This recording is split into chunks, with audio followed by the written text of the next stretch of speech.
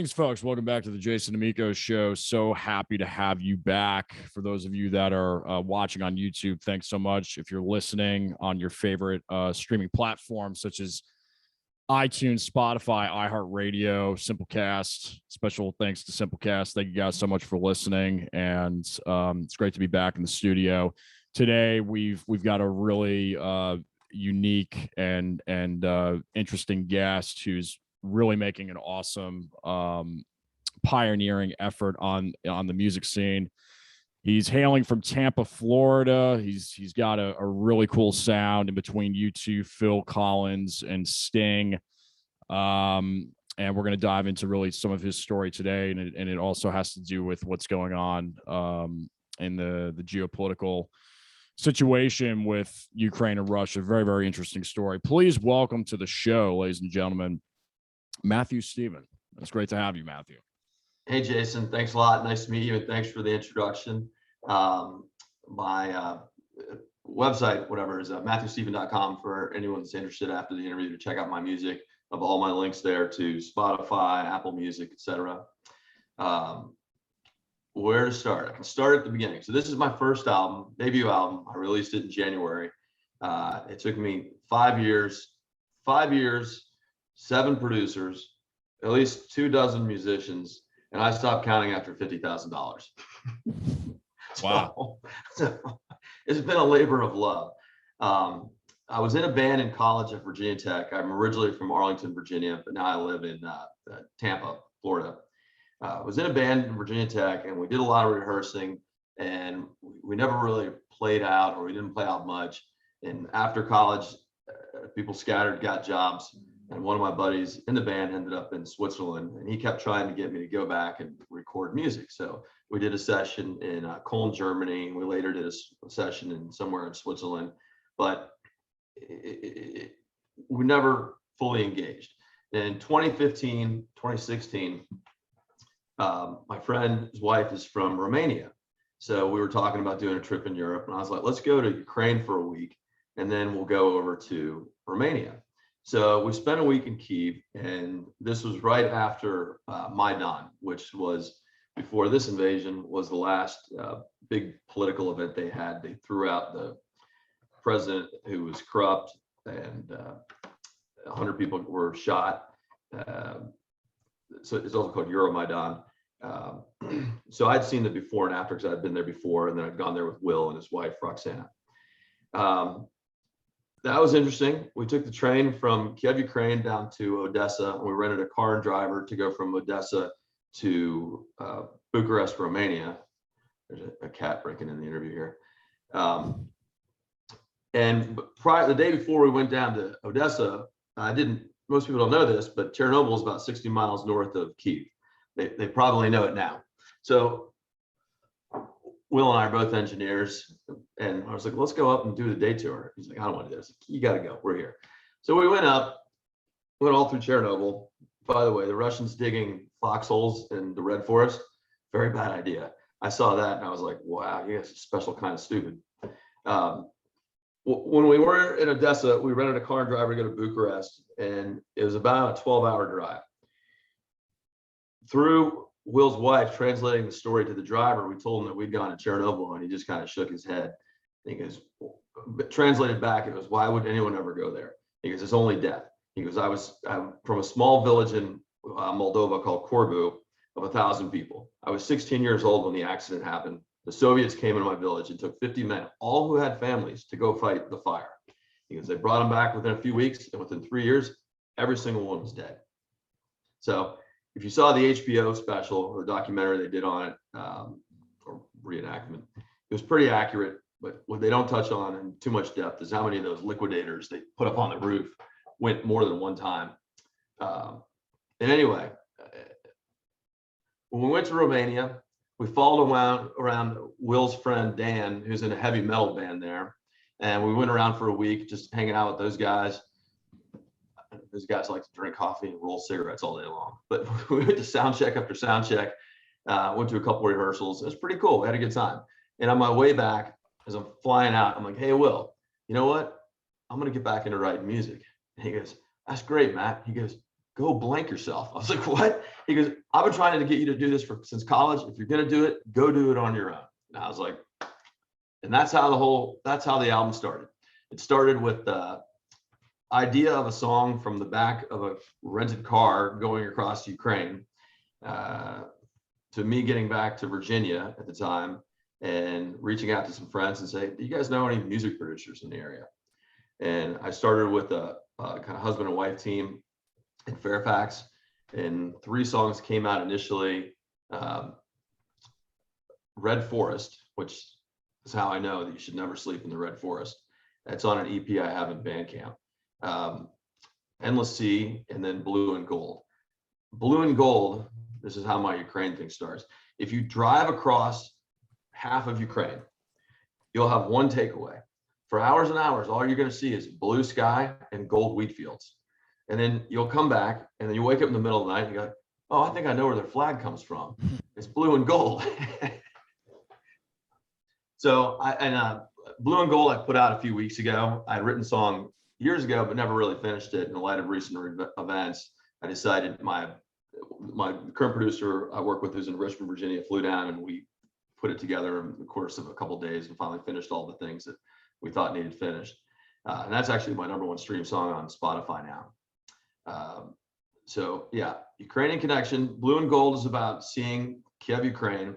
And Maidan means square in Ukrainian, and what it stands for is like the city center. So when you hear them talk, oh, they're down in Maidan, that just means they're right in the heart of the city. Blue and Gold's about all the things I saw before and after. You know, I could feel the tension before the last revolution happened, and I saw the effects of it after, with the street torn up and the shrines made out of the stones. And I had no idea what's happening today would happen. Since then, I spent enough time there that I made friends in Ukraine. And I currently I flew over to Bucharest about a month ago to help some friends that had gotten out through Moldova.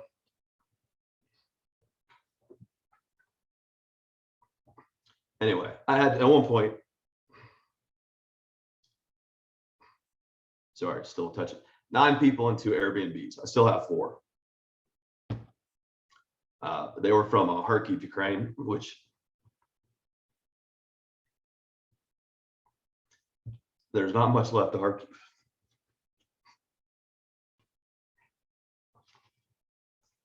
So anyway, sorry. It's the same emotion that overcomes me also makes its way into the songs. And I made a connection with a lot of people there, and it's pretty difficult. Yeah, I can imagine. My friend in Bucharest is she is a single mom with her mother and her 2 daughters, 4 and 9.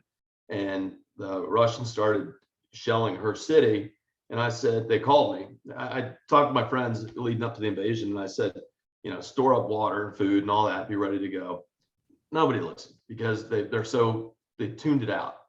Right. They listened as soon as the bomb started falling. They all called me at the same time. And I was like, well, I'd stay where you are, just sleep in the basement. And they did for a couple nights until the Russians started shelling their city. And then they just got in the car, threw stuff in the car, and ran. They went north to Dnipropetrovsk, and then over the course of a week made it out.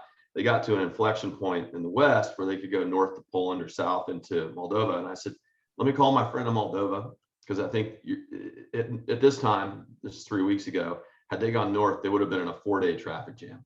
But going south, they talked to my friend Natasha. I got them on WhatsApp together, and they made it across the border in half an hour.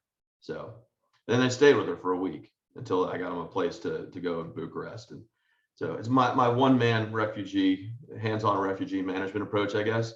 But it's not breaking the bank. Apartments and Airbnbs in Bucharest are like $30 a night. So wow. And going over there, buying groceries, got them all set up. So back to the songwriting aspect, I realized in traveling and meeting these people that I was kind of, I get song ideas from what I see and what I experience, you know, being in places, seeing the before and after. And I guess it's the engineer in me or something. I was in a session in Scottsville, Virginia, working on a song called, oh Christ, not New Day, Finest Hour. And that one actually had a Butch Taylor, who is the keyboardist from the Dave Matthews Band. He did the piano work on that. And I was in the booth, and they were listening to the lyrics, and they asked me to print them out. So I print them out. They go, "Hey guys, we got a storyteller here." And I was like, "What?" And they're like, "Yeah, you're a storyteller. All your songs are stories. They're not like, you know, there's a beginning and there's a middle and there's an end. It's not kind of random stuff." Right. I took a step back and I looked at all the stuff I'd written at the point, and I was like, "Oh, I guess I'm a storyteller." I would say in the beginning of the process, I didn't know my process. It kind of just developed over time. But now I have it pretty well defined. Like I said, I've gone through 7 producers.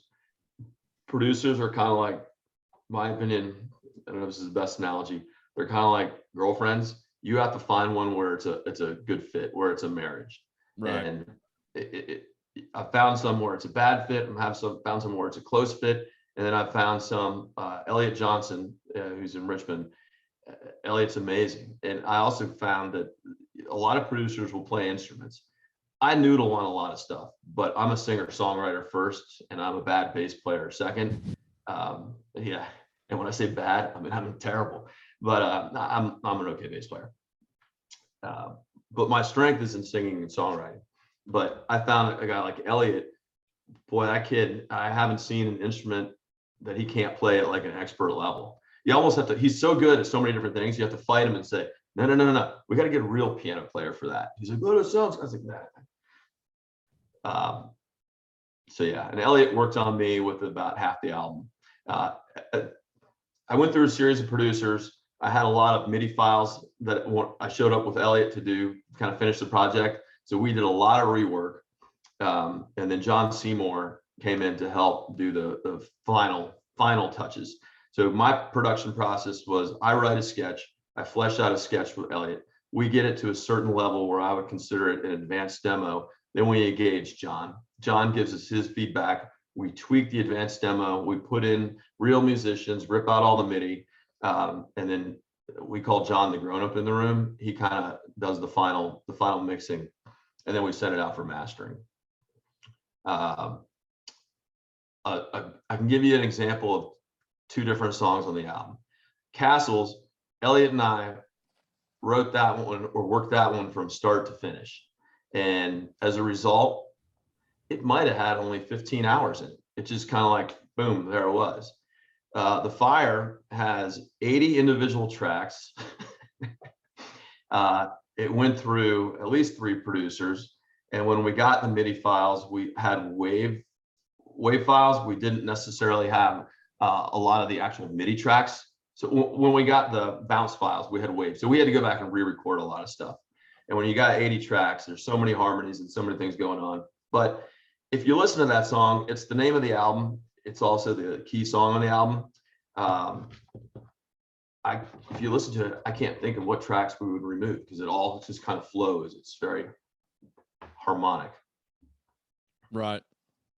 And when I started, I didn't know anything. By the time I was done, I got Kenny Aronoff in, well, at least 4 songs. I think we had it in 5, but we didn't. One, it was like, this is a waste of Kenny's talent, so we left him off. But that was great, because John saw my work. He believed in it. He's like, "Hey, I think this is good enough. I think your drums are okay, but I got a guy. You know, this guy is probably better than your drummer." I was like, "Who is he?" He said, "Kenny Aronoff." I was like, "Oh, he's better than our drummer." So that was great. I got to meet Kenny, talk to him on Skype. It was just still during the middle of the pandemic, so unfortunately I didn't meet him in person. Well, that's cool. In that kind of stream of thought, you knocked out about 2/3 of my bullet points. So, oh man, you pretty much answered a lot of the questions I had about the new music. I'd love to take a second and go back before we kind of talk about where you are currently. You know, you've kind of laid out in your, first of all, great website, great layout. Really enjoyed learning about it. And for anybody who's listening, watching, is it MatthewSteven.com again? Correct. Yeah. Okay. Steven with a PH. Yeah. One thing I thought was interesting was you had Ghost in the Machine as an influential album back in the 80s. And I'm a big Police fan. So, Stuart Copeland was, when I was learning how to play drums, he was such a astronomical influence for me. And I would love to just kind of dive into some of your personal influences back in your teenage years, and kind of, how did the juices start for you? Like, where did the love for music come from? I don't know. I've always loved music since I was a little kid. I remember when U2's Joshua Tree came out, and I was like, this is the most amazing, beautiful thing I've ever heard in my life. Yeah. And I probably listened to Joshua Tree. I probably purchased back in the day every U2 CD at least 3 times. They either get worn out, they get broken, but I just had to have them. So right. It started as a young age. I played saxophone when I was in elementary school. I hated saxophone. I tried playing guitar. I think my fingers are too big for guitar. Somewhere in high school, I got into bass, and bass seems to work okay. And I think I was inspired by Sting and other singer-songwriters. Yeah. So I started playing bass in high school. I've been to more Sting concerts than anything, and U2. Actually, I just saw Phil Collins in DC a few months ago. One of his last tours. Is he still playing drums? Is his back holding up? Or okay. No, he was in a chair. I think his son was playing drums. Okay. And at first it looked pretty bad, but then once he started singing, you're like, wow, he's kind of, his body's sort of given out, but his voice and everything is still amazing. Yeah. Phil Collins is just a fantastic songwriter. Unbelievable talent. You don't realize how much of the soundtrack of your life is actually Phil Collins in the background. Yeah.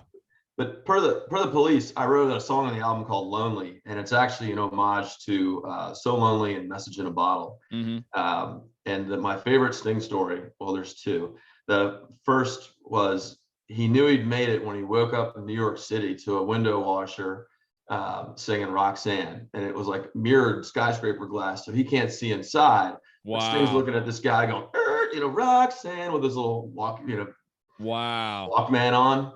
And so I captured that in the song. I mentioned the mirrored glass, and you knew at last. You're not alone in being lonely, or something.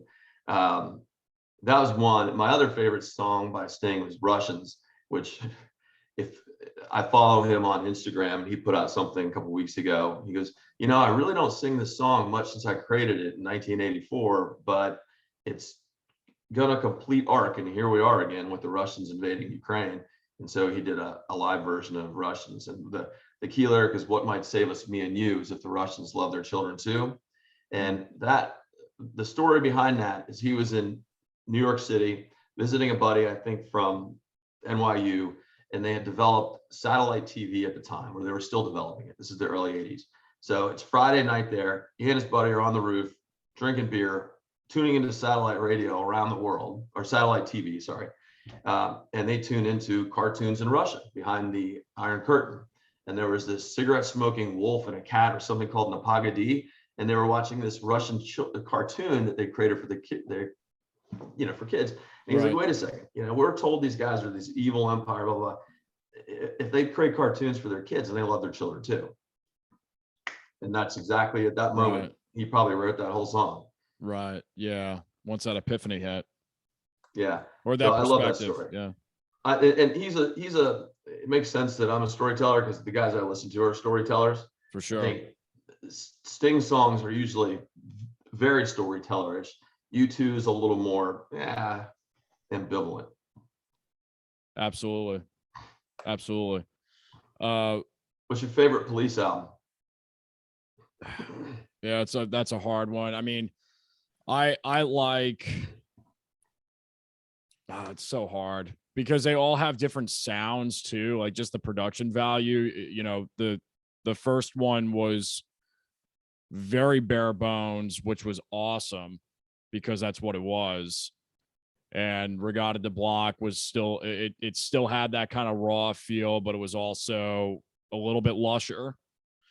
What was this? Zenyatta Mandata? Was that the other? Is that how you pronounce it? Yeah, love that one. I think I would go. I think I'd have to go with the first or the second. So I think Regatta de Block was the second. The first one, what is it? Outlandish de Amor. Am I pronouncing that right? Yeah. They pick all these, like, what is it, French or, whatever. Yeah. I don't know what Outlandish Day of War means. So, Bandits of Love. Regatta de Blanc was the white reggae. French Yeah. isn't my specialty. Well, yeah, because that had Walking on the Moon on it, Message in a Bottle. You know where Walking on the Moon came from? I just figured No. this out like a while ago. I was watching some movie and it was some protest song in the must have been the 60s that was like Whitey is on the moon, blah blah blah blah, and Whitey is on the moon, but it has the same meter and the same temper and the Wow. same syllabic structure as Walking on the Moon. Whitey's on the moon, walking on the moon. Wow. I was like, wow, Sting pretty much just copied that protest song. Yeah, I mean, the genius of them. There's that one track on, I think it's Synchronicity, or was it Synchronicity or Synchronicity? Oh, I'm sorry. Wait a minute. What? There's song Synchronicity. Was there an album Synchronicity? Yeah, as well? Synchronicity Okay. 1, Synchronicity 2. I believe there were Okay. 2 albums. Yeah. So that one song, Murder by Numbers, I read somewhere that that song like manifested when they were eating dinner. And watch Rick Beato does a breakdown of that he listens to it and listens to the tracks. He thinks that was a one take straight through. Well, that's the article that I read, was that they were eating dinner and basically they started coming up with the riff. Somebody had a guitar at the tables, either Sting or Andy, and Stewart got behind the kit because they had the kit set up in some large room in the house that they were recording in, and they had the tape machine and the console room downstairs. So then the two of them go down, and Stewart's just playing drums, and then they start recording without him knowing. And then he hears them in his headphones playing along with the riff that they were doing upstairs, and they're just jamming on it for like 10 minutes, 15 minutes. And then allegedly, as you just said, the beginning of it that's why the meter is so weird in that song. You can't really find the one until he starts singing. Yeah, it's trippy. So I'll tell you talking about meters, Whole of My Life. Wow. What a song. Like, what a song, what a choice production wise, and whatever they're doing with the rhythm of that song, because there's some weird thing that happens where it flips, and it's almost like you can't count it. It's like this intuitive thing to play it. It's wild, but that was just the genius of them. Yeah, I've got some weird timing in some of my songs too, and I think it's directly influenced by the various Police songs that have weird timing structures. But if Sting wrote that in one pass in 10 minutes, I quit. Yeah. I think he's selling his catalog, all his songs, for like $450 million or something like that. Yeah, some ridiculous sum of money. Yeah, well, they're doing it now. I think Springsteen just did that, and because they get to a point where it's almost like it's a Godfather offer that just can't be refused, and they're probably thinking about legacy earnings and legacy wealth and passing it down to their lineage. So that's I don't think you have to worry about that for a few generations or more. So when I started the album, I would say, talking about timing, I think my timing as a singer wasn't that great, despite being able to play bass. But by the time I ended, I think I really got my timing down, and you see yourself progressing as a singer when you can come in on quarter and half notes. At least that's how I look at it. In the beginning, I couldn't do that. We'd have to do multiple takes, but towards the end, it just got better and better. And that's one where you can almost see yourself kind of growing throughout the process. Right. And the production process for me in the beginning, I had no idea. I remember playing some of my songs for a friend of mine who was in bands in the 80s in the DC area. And he goes, "That was really nice demos." I was like, "What do you mean demos?" He goes, "Well, those aren't finished songs." I was like, "What? I thought they were finished songs." He goes, No, you got all MIDI and stuff in there. You need real instruments." I kind of scratched my head, and I was like, I listened to him a few more times, and I was like, wow, Steve's right. These are just demos.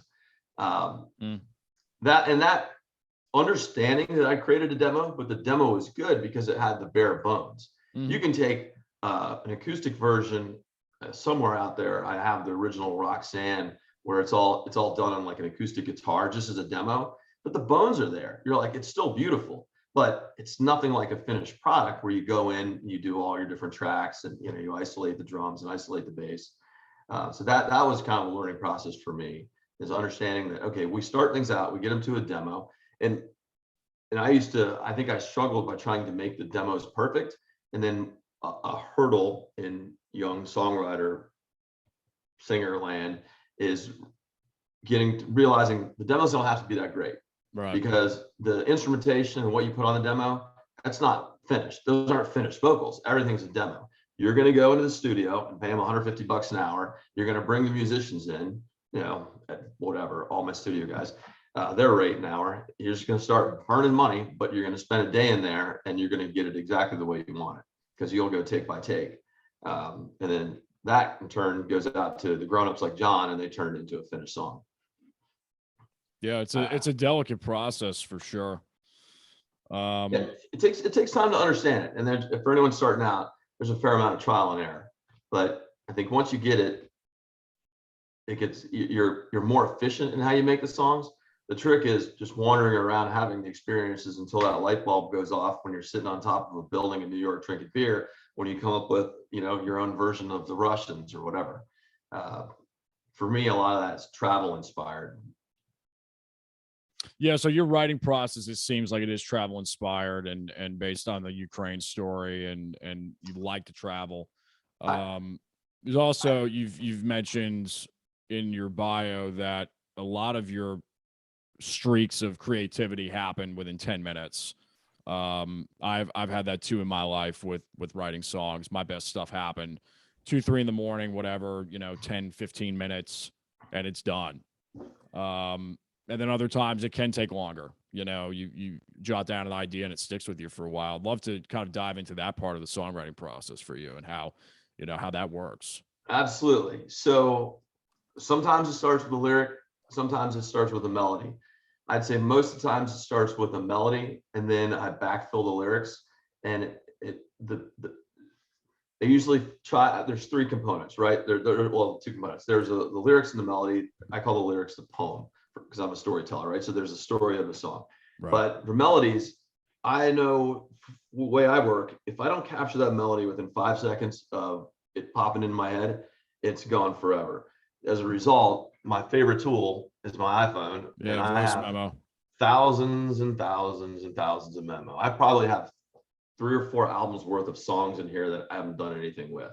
Right. And then my second best friend is just your notepad thing, right? Oh yeah.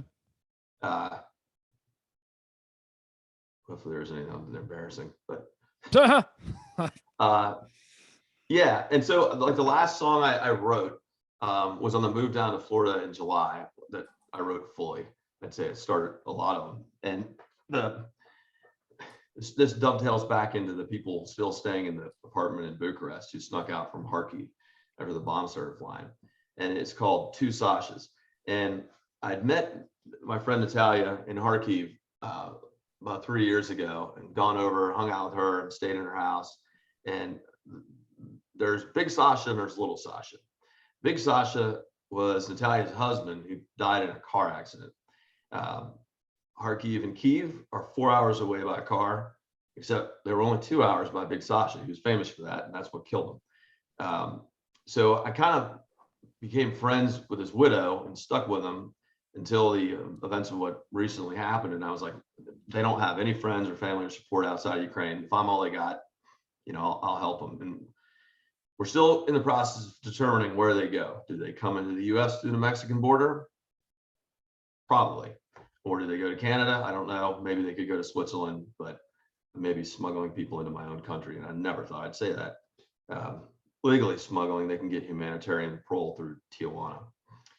But the Two Sasha song was about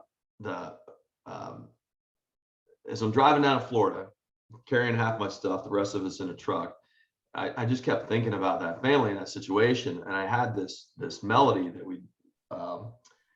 we were in kind of rehearsal in Richmond in a Orbital Music Park, which is like a rehearsal space there run by a buddy of mine. And Elliot was just jamming on guitar and our drummer Trayvon was just screwing around. I was like, guys, whatever you're doing, just keep going, keep looping that, keep looping that. And I captured that and I played it over and over and over again. And it's 13 hours from Virginia to Tampa. And by the time I'd reached Tampa, I must have played it 300 times, but I had written out this entire song. Wow. They kind of captured the story.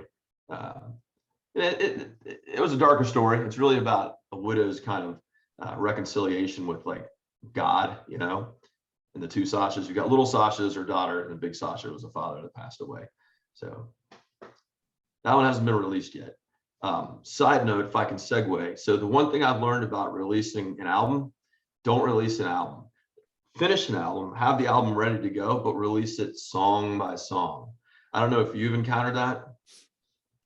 Well, yeah, I mean, that's a trend over the last 10 years that's been, for better or for worse, somewhat of an industry standard where, yeah, you release a single and then maybe an EP after that, or, you know, single, then a single, then maybe even another single and then a record, you know. So it's a process. It's an elongated process. I was just focused because I've been dragging this thing around for 5 years. I was just so laser focused on let's finish it. Let's get it to where it's all done, you know, and I would go back and tweak things here, tweak things there, and tweak this song. I rewrote the end to Need Your Love like 5 times because it just didn't sound right until I got it right. And then once it went out for mastering, then you still have to do the artwork, put up the website, this and that. So I was just focused on getting all the little items complete and then stick a fork in it. And so I just released it through DistroKid and was just like, you're out. Now you're a tree in 30 forest, which is really what DistroKid does. All it does is just put your product out there, but then you still have to do promotion to get your product. In terms of promotion, I'm still ramping it up. I ran some pay-per-click, very targeted ads, and I got my cost per click down to like 13 cents, which is reasonable. The process to me is still, we were talking before the interview, the old days, before you were born. Well, actually, when you were born, you know, then it was CDs, before it was record stores, but you had a music store. If you wanted music, you went to the music store, you bought something physically. And there were people in that store who you could ask questions. Oh, where can I find this? Where can I find, what do you recommend, right? For my kids or whatnot. That's gone. It's been replaced with, you know, iTunes and Spotify. And it almost feels somewhat like there's so many choices. Where do you even start? Because that guy who used to wander around the store, you could ask questions. I don't know who that person is now. I follow Andrew Southworth on YouTube. And I actually had a call with him a couple of weeks ago, just around general marketing strategy. And the best thing that I can figure out are Facebook ads are the most cost effective. I haven't started those. The Facebook ads are good for like growing Spotify followers. I don't know if anything's good for sales. And I haven't found one tool. I use Linkfire for, if you go to my site and you click on a song, it pops up a Linkfire list that has like Spotify, Apple Music, YouTube Music, Google Music, blah, blah, blah. There's all the links to all the different songs so you can get it out of the marketplace or stream of your choice or marketplace of your choice, including Bandcamp. But like iTunes, for example, if you went and purchased my album on iTunes, I don't know for 3 months. I don't get an email saying that you just purchased my album. And I'm like, how can you be the premier web service or repository for music purchases and you don't notify the artist when they have a sale? That just kind of blows my mind. Unless there's something I'm missing or I have to pay for some subscription to an API. I don't know. Yeah, I don't think so. I think it's just, again, the way it is, unfortunately, you know, again, for better or for worse, it's been that way. I mean, they take, I think, a third of all sales anyway. I think they take a third. They take a third, and I know there are at least a dozen or so people that have purchased my album because they've told me. Those are the ones I know about. But it's supposed to roll up to DistroKid, but DistroKid rolls it up after 3 months. I'm like, wow, this is really it's a quarterly. Yeah, that sounds right. Yeah, it's a quarterly payout. Yeah. And they sometimes, depending on who you're with, sometimes they won't pay out until it hits a threshold. Like if you've hit 50 in net, then they'll do it, or 100 in net or whatever it is for that quarter. Like you have to meet a certain threshold. So it may sit in there. You may not even see it until it hits, whatever, $100, and however long that takes. With Bandcamp, any purchases I get an email for each purchase, right? Mm-hmm. With Spotify, I can log in and see the daily streams or my increase. Right. I keep a spreadsheet from day to day, so I track. Spotify will still be coming in through DistroKit, I believe. It does. Yeah. But it sure would be nice from an iTunes perspective if I could get real-time notification, because if I'm going to run ads to send people to an iTunes link, and I can use Linkfire and strip everything else out, but just put in, buy it on iTunes and have an iTunes specific purchase campaign. I need to close the loop. So I think that's one of my first frustrations, is that the demographic for me, for my audience, my music has a very kind of 80s sound, right? I'm like pretty Peter Gabriel kind of esque. The audience for me is probably 30 to like 50, maybe even 55. People who grew up with the Police and stuff like that. But that's a pretty good demographic because they still purchase music. So I can run campaigns to promote the album to them, hope that they'll purchase the album. It would just be nice if I know that the album was purchased, aside from every 12 weeks. So you can run A/B split campaigns and stuff like that, right? And I found that from a Spotify, I give you the little I know. I feel like I have my PhD in how to make an album now. I don't at all have my PhD. I don't even have my bachelor's degree in how to market music yet. And as you and I were saying, it's still pretty rapidly evolving field. Yeah, I mean, if anything, the model is really TikTok. That's been the model for the last 2-3 years. And I think it's here to stay for a while, until obviously something else comes along and changes that. The thing that's challenging about TikTok, though, is that it is a very specified format. And you do, the good news is that when you break through and find that format and that voicing that works for you in that format and in those constraints, you have a better chance of gaining traction on that platform more so than any other platform, because it's algorithmically speaking, it actually rewards content creators.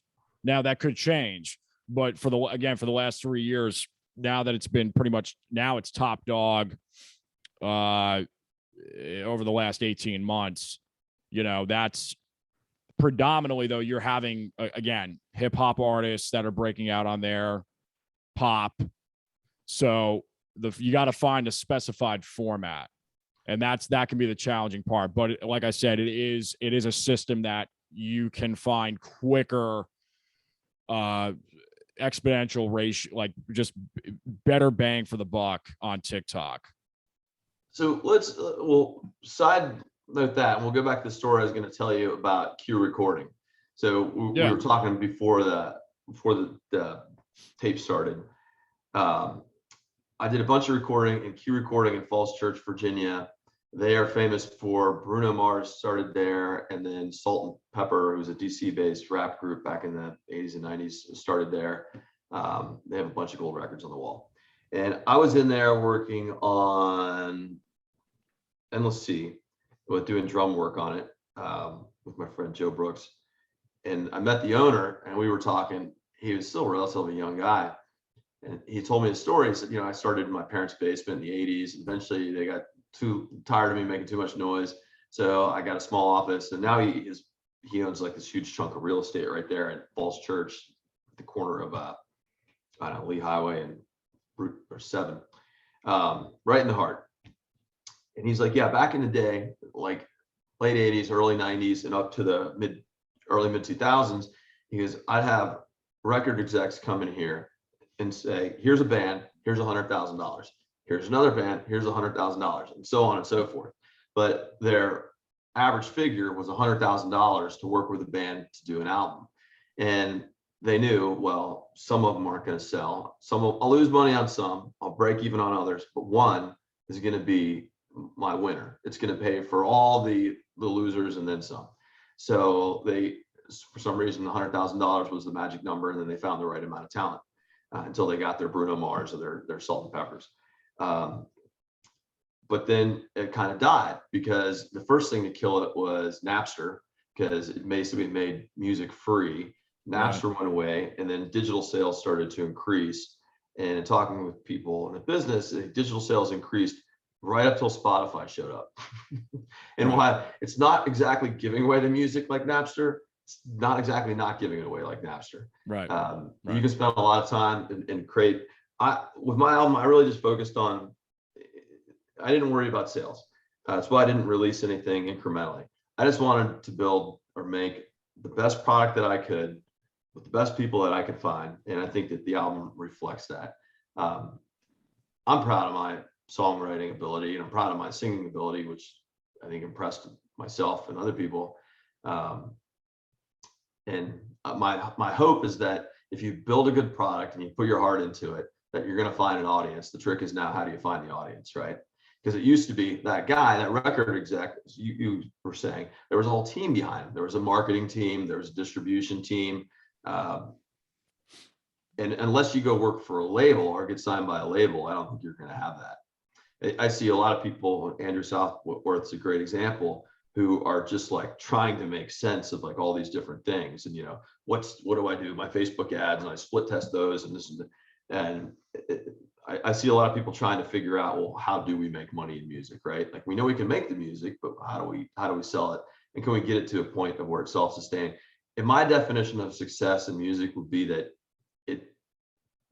there's no Learjets or anything, but it makes enough money so you can keep making more music and live, right? Where you don't, God willing, you'd be able to focus on the music. And your music would generate enough revenue that you could go do that. I would call that success. Yeah, I think it's a healthy definition of it, And a lot of the guys that have had massive amounts of success, the Bruno Marses and all these guys, if you look at interviews of them when they just started breaking out, I've seen an interview of Bruno specifically recently where 10, 12 years ago, he was like, yeah, I'm just happy that we're able to make music and I'm actually making a living doing it.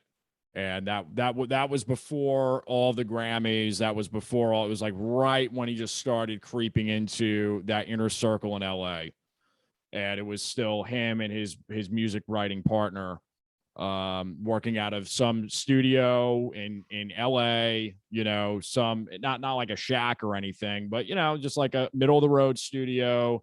It was their 9 to 5 and then some, doing that, writing music for other artists, getting their production chops up to par. And that's just kind of the attitude that I think is a very healthy attitude to have, and which you just described. Yeah, we haven't explored it too much yet, but through Gene Foley, I will try to explore some licensing. I think a couple of the songs they have, probably one of the most marketable is Finest Hour. Even my dad's like, oh, I could see Toby Keith singing that. And I was like, can't you see me singing it, old man? But that's a great song, and it's not really rock, it's not really country. It could kind of go either way. Yeah. Hold on a second. I think we got that happens. You can go get that if you want. Or what was it? Amazon? It could be. That's great. Amazon. Yeah. I love it. Never fails, right? Yeah. But no, that's a great point. Like I said, things are just changing so much. Hold on one second. Yeah.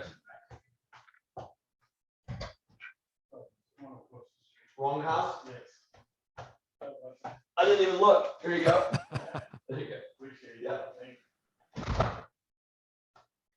Okay, FedEx delivered to the wrong address. That's great. Kitty cat. This is what they want to see, though. Quite honestly, this is they love. Any viewers love this stuff. Add impromptu moments of life. Yeah, they're great. They're great. They're great. And, actually, I wanted to bring up while we're still kind of on the songwriting, idea here. Castles. I thought that was a great concept. Eloquently put in the YouTube video, and it's so true. Like how, having a relationship and knowing that it's not really going to work out, but you kind of go with it anyway. And it's a great metaphor. Yeah, that was one where it was a 10-minute song with an asterisk. I think I'd written the melody and been dragging the melody around for about 5 years. And then I had a eureka moment where I had lyrics from 2 different songs and I put them together and then threw on that melody, and then out came Castles. That was the cleanest, fastest production we did. The drums in there, Trayvon Williams from Richmond, he came in. We had him on multiple different songs, and for some he wasn't right, but for Castles, he just hit it out of the park. I think the drumming there at the end, he just nailed it. Yeah, it's a clean drum fill. He was a really fantastic drummer. And that's one where we've rehearsed, and like I could play that one out in my sleep. That one's pretty easy. It flows. Some of the others where I have weird vocal timings and stuff like that, we'd sit there in a booth and I'd miss my cue and there's no real indication when I'm supposed to come in, and we go over and over. But Castles, it's for me, it's easy. Now you've got a new song that just came out called Blue and Gold, and it's been out for a couple of weeks. Would love to dive into that and kind of explore what that's all about. Sure. So I was in Ukraine again before and after Maidan. In 2015, 2016. And I was there before you could tell that something in the country was about to happen. I accidentally booked my Airbnb like 3 blocks from the Capitol building. Wow. So I remember walking around and saying, why does it take 40 police officers to open up the gate to the government building? Oh, because they're afraid someone's about to drive a tank through it. And then after I left, they had their revolution. The president fled to Mexico, and now they give tours. Well, they did give tours from Kiev, Ukraine to his $75 million house. So a public servant making $20,000 a year somehow had a $75 million house. And I remember showing my buddy Alex, my Ukrainian buddy. Alex is the only reason I even know Ukraine is there. I had a Ukrainian graphic designer I worked with who I was in a relationship. It ended, and he goes, Mitz, you want to meet a nice Russian girl? I help you meet a nice Russian girl. And he hands me this fortune cookie password. And I'm like, what's this to? He goes, oh, my business partner, we'll leave out the names. It's his website, like meetrussiangirls.com. I was like, yeah, you go there. It's free password. You'll meet a nice Russian girl. Replace that one. And I was like, all right. Next thing you know, I'm in Kiev, Ukraine in the middle of winter. My dad goes, you're going where? He's like, you got balls. I was like, what? My dad was FBI. So he was like in there doing counter espionage stuff. Wow. So he's like, you're going to places where I would never go. Wow. I spoke no Russian at the time.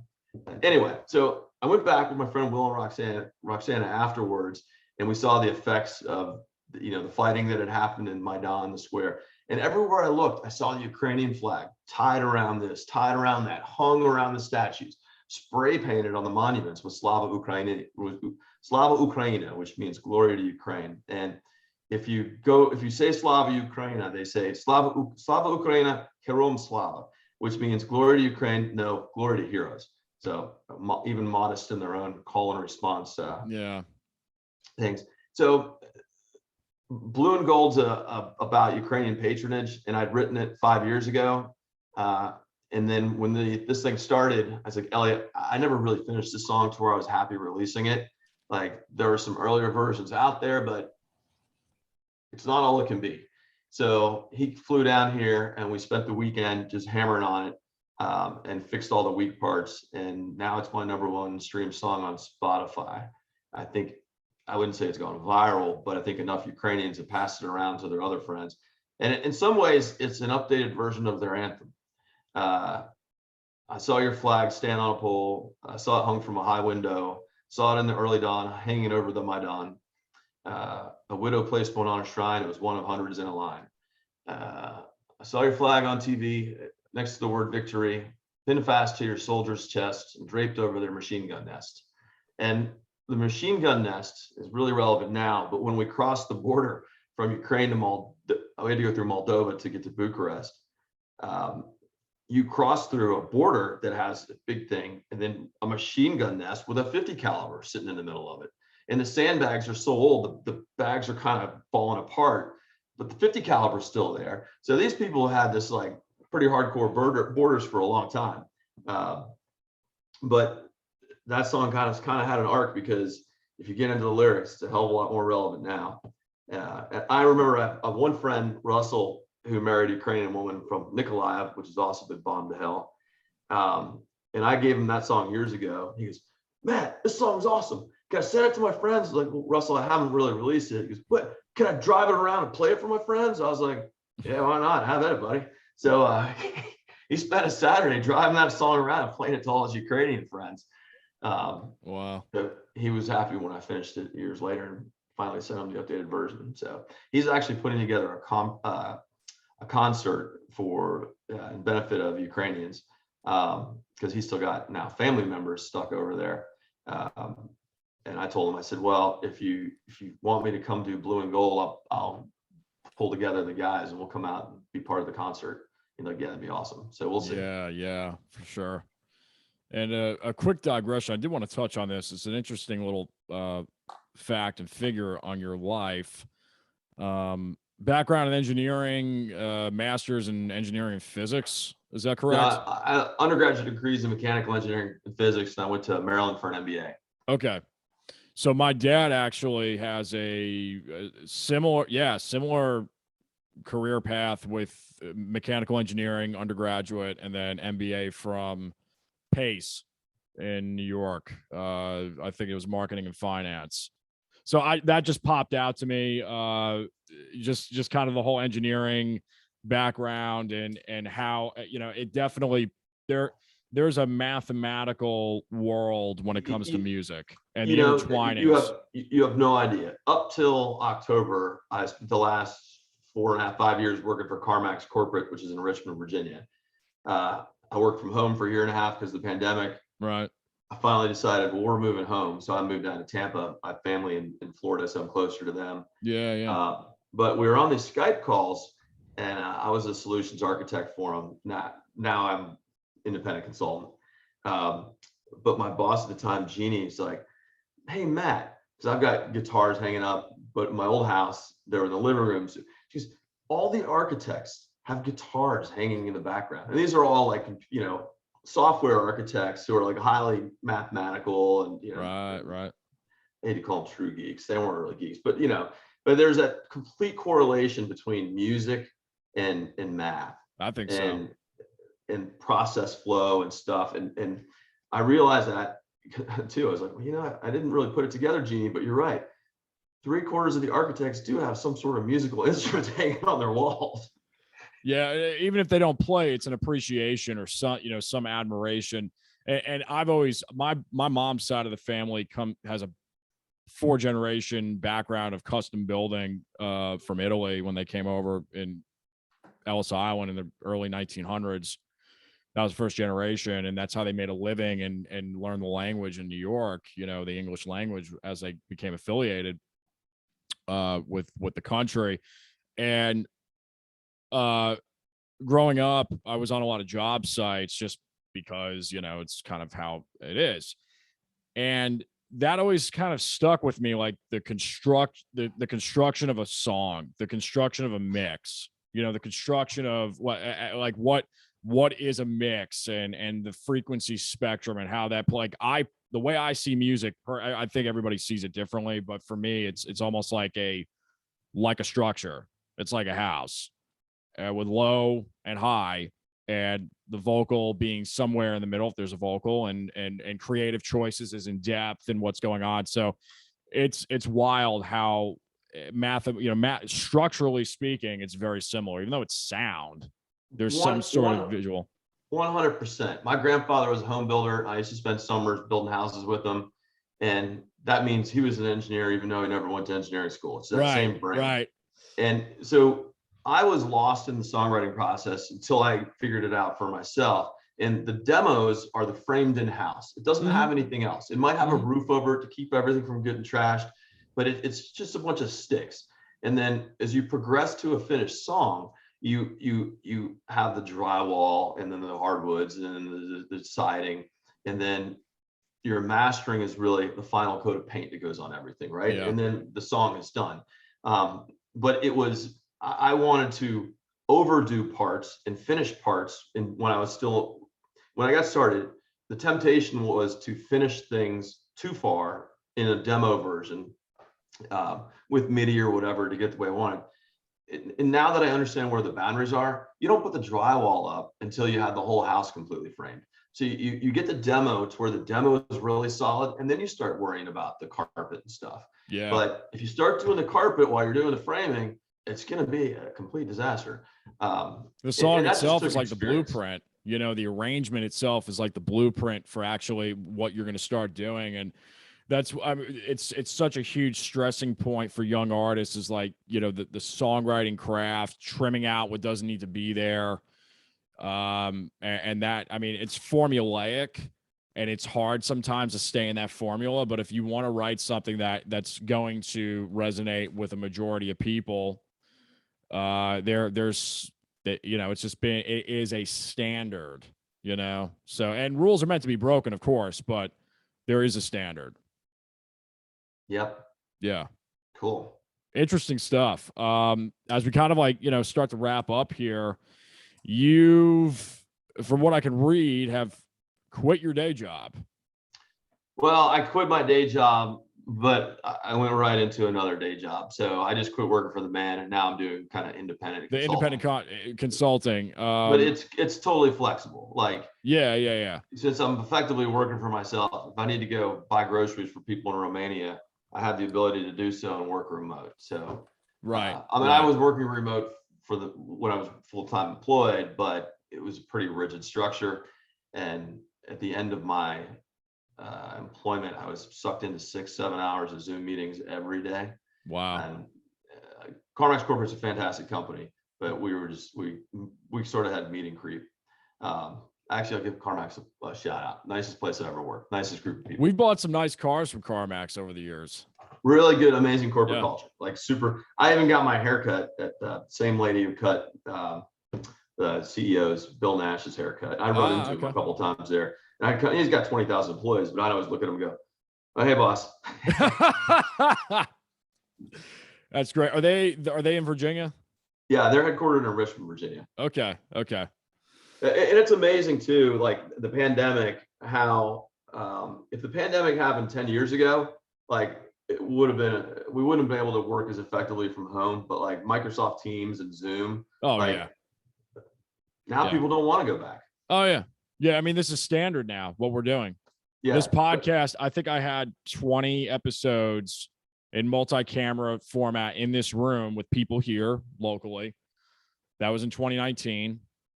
Pandemic hit, and now we're 130 something episodes in, and more than half have been over Zoom, you know. So it's changed everything. I wanted to touch on your themes as a songwriter with you said something interesting here that I want to touch on about. My plan now is to see how far I can go with it being music. I'll embrace whatever opportunities are presented to me. I believe in the music, and even though it goes against the humility baked into me as a child, I believe in myself. And I want to get your thoughts on belief and faith and spirituality, if you want to go that far with it. But just kind of open up the floor to you and kind of intertwine your thoughts on creative process, believing in yourself, life in general, faith. So I think I believed in myself more in the beginning. We'll start off with the faith part. Sure. I don't really go to church, but I definitely believe in God, right? So that's woven in there. It's also integrated somehow with math and the music and everything. The creative process, the belief in oneself. I believed in myself in the beginning of the process because I would play back the things 100 times. I'd fall asleep going over and over, and I knew there was something there. And then I was making music that I wanted to hear that was similar to the stuff that I grew up and fell in love with. And I knew I'd tap that vein. My friend Elena, I used to send her all my songs, and I'd be like, as they come out, my focus group of a handful of friends. And it was kind of like that Sting window washer moment, right? When I sent Elena this one song, and I followed up the next day. How'd you like it? She was, oh, it's great. I listened to it 8 times in a row. And I was like, what? And then I started to notice that as I was giving songs out to other people, that they weren't just listening to them once.